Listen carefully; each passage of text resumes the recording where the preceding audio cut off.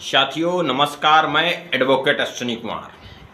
साथियों, आज एक बहुत ही सोशल मीडिया में बहुत ही तेज़ रफ्तार से एक न्यूज़ चल रही है। इटावा के बकेवर थाने के अंतर्गत एक गांव में संत सिंह यादव नाम का एक व्यक्ति है जो भागवत पाठ कथा वाचन का काम करते थे।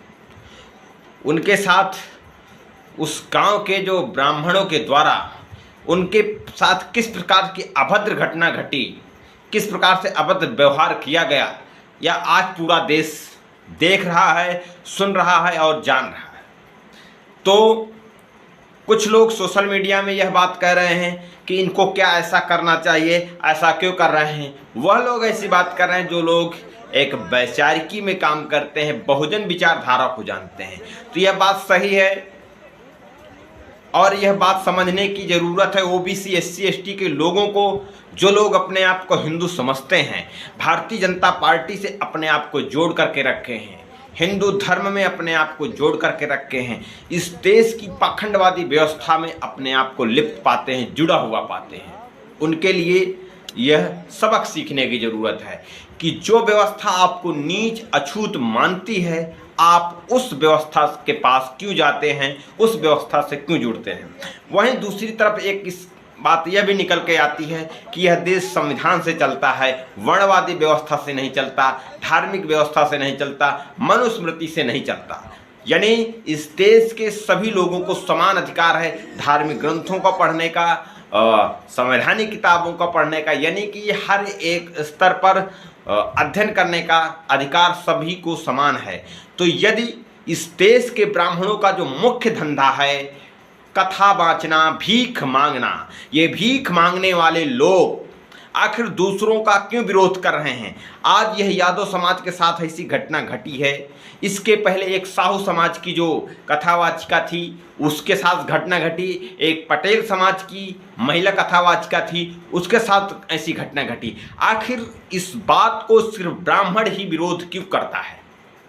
क्योंकि एक तरफ इस देश में आरएसएस और ब्राह्मणवादी विचारधारा के लोग यह बात कहते हैं कि इस देश में यदि खतरा है तो मुसलमानों से खतरा है, इस दुनिया में यदि कोई आतंकवादी है तो मुस्लिम आतंकवादी है। लेकिन भारत में जिस प्रकार से सामाजिक असमानता को स्थापित करने के लिए ब्राह्मणवादी लोग, ब्राह्मण समाज के लोग, या ऐसी घटना देश में प्रत्येक दिन घटते हैं, कुछ मीडिया में आती हैं, कुछ मीडिया में नहीं आती हैं। फतेहपुर के खागा तहसील में भी कुछ दिनों पहले ऐसी ही घटना घटी थी। एक अनुसूचित जाति के साथ ऐसी घटना घटी, उसका मुंडन कराया गया।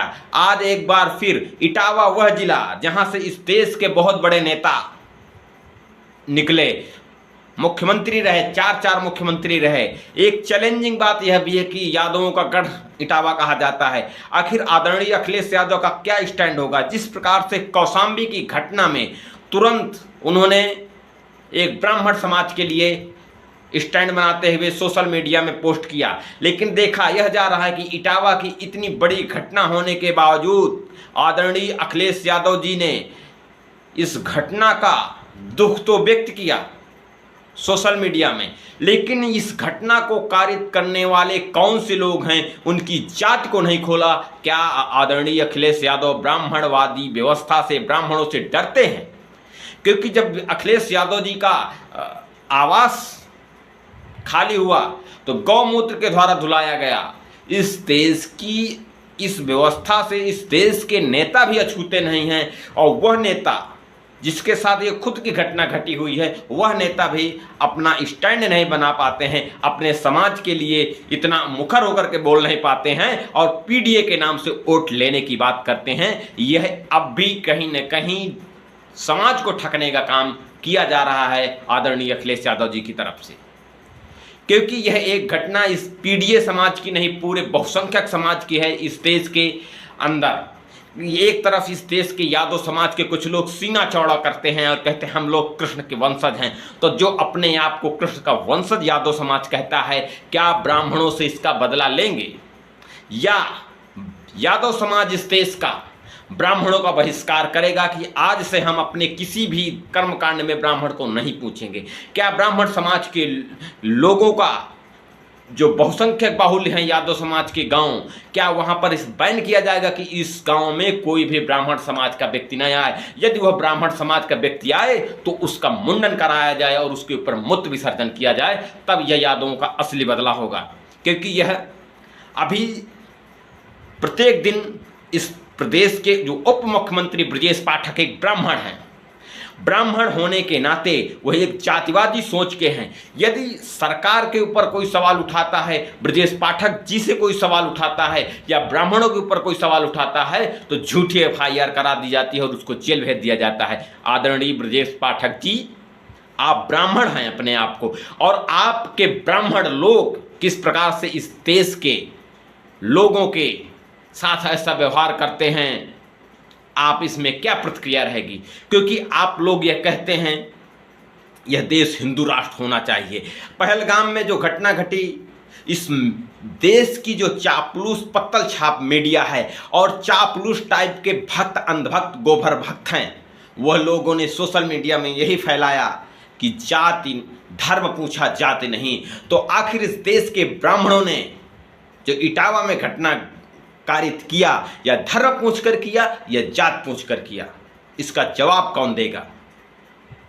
इस देश में मुसलमानों को यदि आरोप लगाया जाता है सबसे बड़ा आतंकवादी, तो मैं निश्चित तौर पर कहूंगा भारत देश में मुसलमानों से ज्यादा यदि कोई आतंकवादी है तो ब्राह्मणवादी है।